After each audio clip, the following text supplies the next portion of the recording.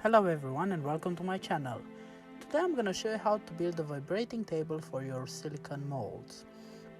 As you can see, I have a 1.35 scale mold and I want to build a table so I can make perfect molds as cheap as possible.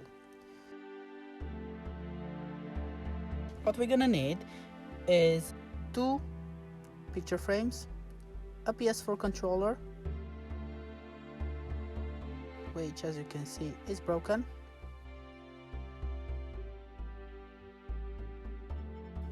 four springs. These are nitro car springs, very springy, very good. An on-off switch that was probably from an RC car as well, and a 9-volt battery connector.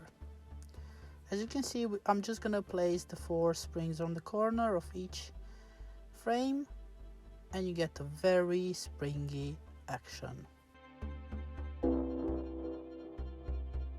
So I measured the frame, which is 3 centimeters wide, and I'm gonna mark it on each side 1.5 millimeters, which is halfway through, and then I will draw, as you can see now, I will draw a line on each side of the picture frame, and you can see on the corners I get a cross. I'm gonna do exactly the same for the second one, and then in the cross I'm gonna drill with a 16mm drill bit. I'm gonna drill 4 holes on each 4 corners, and I'm gonna repeat that on the second frame as well.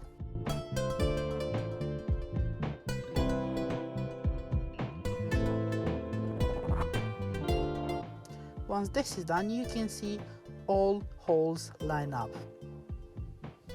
Now the spring is gonna fit on this piece of wood, which is a 2x2 piece of wood. They're gonna fit very snug. That's the intention as well. And we're gonna need the wood to be at least 1 centimeter long, which is gonna mean a lot of cutting.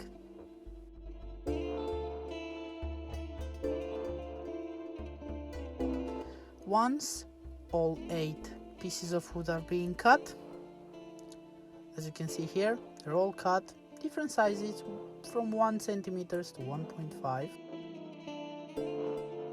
The springs will fit snug,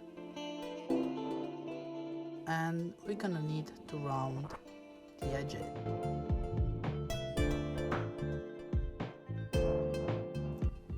We need to round the edges so it's gonna fit in our picture frame snugly.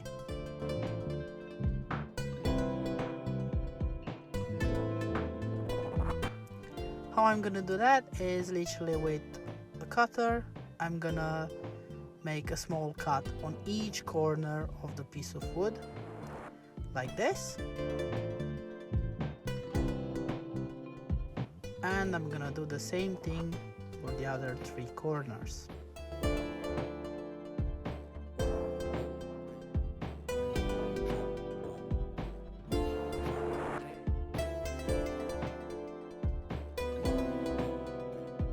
Once all 4 corners are done, it's gonna look like this. And then I'm gonna need to cut 1/2 of it. As careful as possible, I'm gonna do like a notch, like this, and I'm gonna do this to each corner until I get to the desired shape. You can see here I sped it up because it's a slow process. We need to get as round as possible so it's gonna fit in our picture frame nice and snug.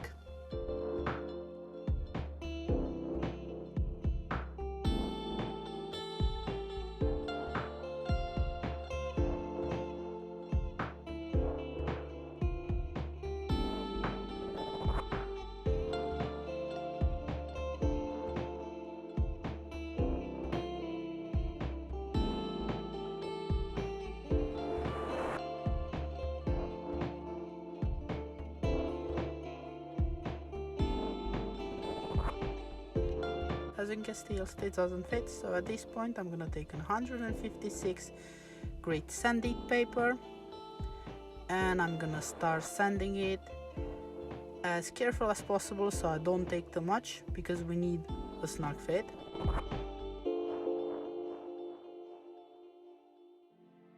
I'm gonna keep on trying to see how it fits until I get to the desired shape.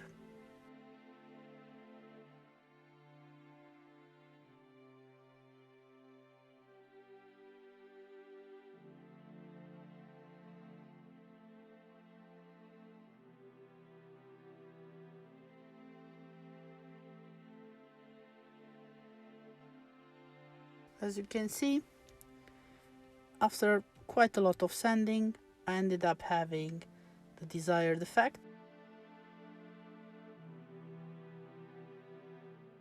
They're nicely rounded, and they're all ready to go in the picture frames. How are we gonna do that? Well, quite easy. We will use some wood glue. We're gonna put the wood glue on the rounded bit, spread it with our finger, nice and even, and then press it in our picture frame nice and firmly. And after all 8 are being pushed, we're gonna need the springs. We're gonna put the springs on. Some will go on easily, and some will go on quite hard. The snugger the fit is, the better. On some I did manage to cut it all the way through the wood. I couldn't stop on the end, at the middle, so those are a bit loose, but luckily just on one of them happened, so that's good.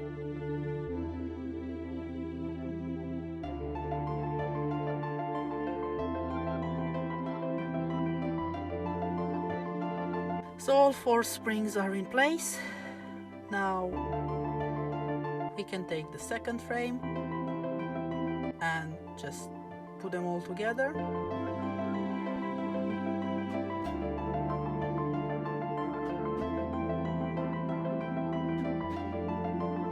As you can see, the springs, the wood goes in the springs at least half a centimeter, which is more than enough, and we still have a snug fit, so they're going to be secured. It doesn't need any other means of securing. It's not going to vibrate itself out.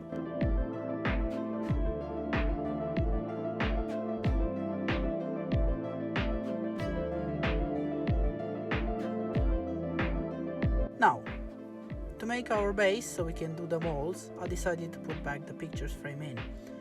But because the back of the picture frame has its own grooves, it's a bit hard to put it back on, and as you can see now, it creates quite a big gap.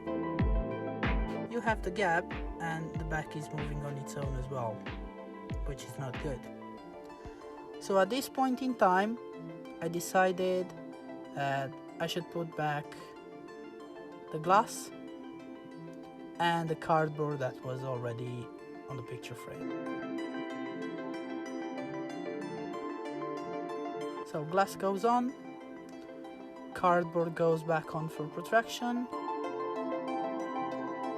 and then the back of the picture frame, the MDF, goes in as well. After securing it, we will see now we don't have any more gaps, and the base with the glass is very secure and it's not going to move on its own. And by having glass, my silicone molds will stick to the glass. As you can see now, I can push the whole vibrating table with the mold.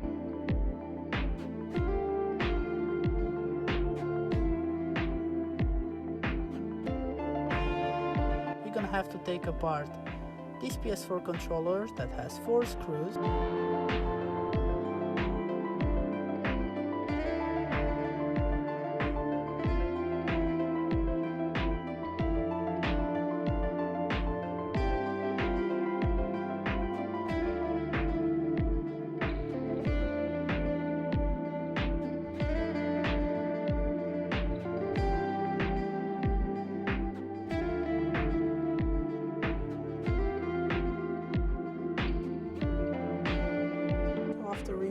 all 4 screws. We can take it apart, and after removing this cable, we're gonna have 2 parts of the PlayStation 4 controller. Now we can see the motor that we'll use. You can see the weight on the end of it.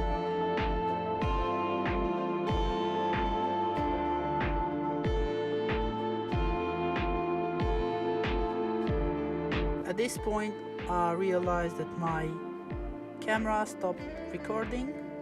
So as you can see, I split in half the support that was in the PS4, and then with 2 screws I secured it on the MDF board of the picture frame.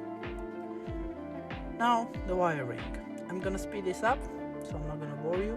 It's gonna be as simple as possible, respecting the color coding, so positive on positive, negative on negative.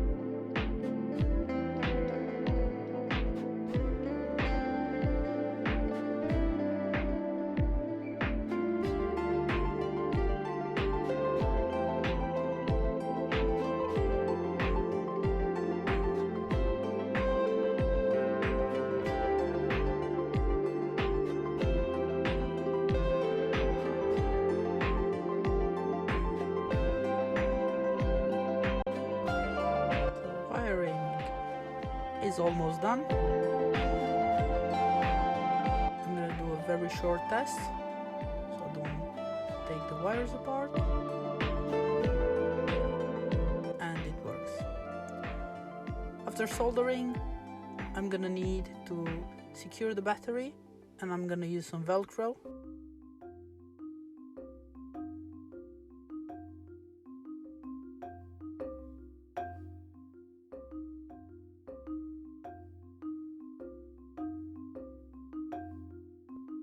And the on-off switch is gonna be secured by using double-sided tape. It's gonna be strong enough to stick it. The plastic is good for double-sided tape and the picture frame as well.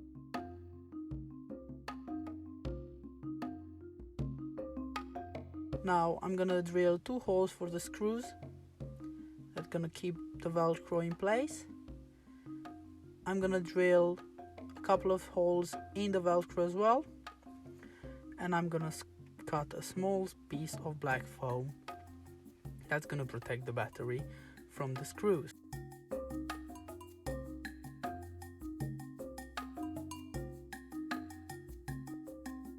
As you can see now, the battery is secure. That's the Velcro, and then that's the black foam that's gonna protect the battery from the screws. Now, the on-off switch.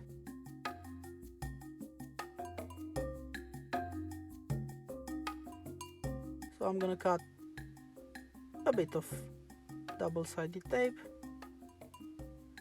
stick it on the on-off switch,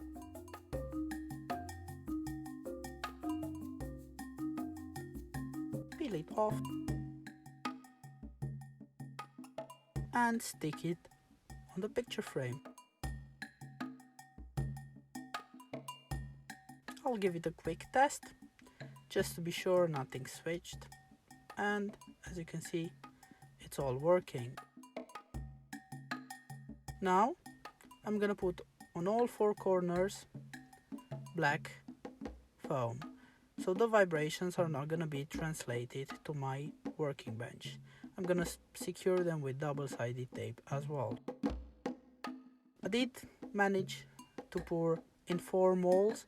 Not enough material unfortunately, but it's good for the first test. The vibrating table was working when I poured it, and I stopped it now so I can clean the vibrating table. As you can see, there's quite some overspill. But because we ended up using glass, the glass is gonna be very easy to clean. Even if it's dry, but I prefer to do it while it's wet. It's easier to clean.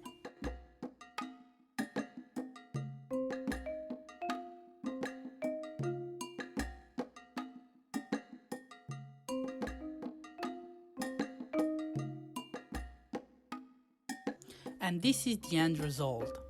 After using 2 hard molds, I'm very pleased with the result and is as good as it can get.